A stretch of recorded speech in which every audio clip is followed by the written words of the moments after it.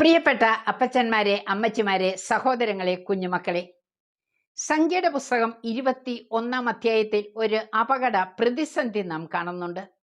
ദൈവീക മനുഷ്യരായ മോശയ്ക്കും അഹ്റോനുമെതിരെ ജനം പിറുപിറുത്തപ്പോൾ അവരുടെ ഇടയിലേക്ക് ആഗ്നേയ സർപ്പങ്ങളെ അയച്ചുകൊണ്ട് ദൈവം ശിക്ഷ നൽകുന്നു.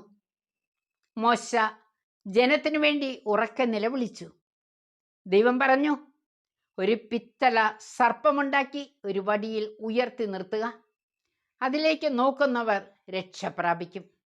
വിശുദ്ധ യോഹന്നാന്റെ സുവിശേഷം 3-ാം അധ്യായം 13-ാം തിരുവചനം.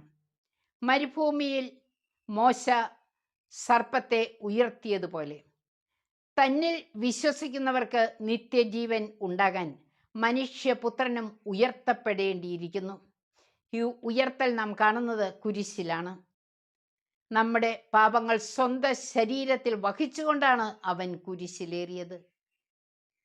അവൻ്റെ ശിക്ഷ നമുക്ക് രക്ഷ നൽകി. പ്രിയപ്പെട്ടവരെ, കുരിശിൽ മരിച്ച യേശുവിനെ ധ്യാനിക്കുമ്പോൾ ആ മുറിവുകൾ ഓരോന്നും ഞാനാണ് അതിൻ്റെ കാരണക്കാരി എന്ന് ചിന്തിക്കാൻ നമുക്ക് കഴിയുന്നുണ്ടോ? നമുക്ക് അനുതപിക്കാം. ഇന്നും നമ്മുടെ പാപഭാരം ലോകത്തെ ഭാരപ്പെടുത്തുന്നു.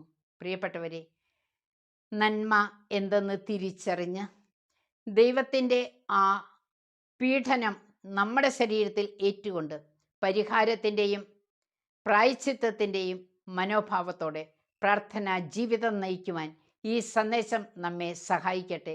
ഇന്നേ ദിനം പ്രാർത്ഥനയുടെ ദിനമായിരിക്കട്ടെ.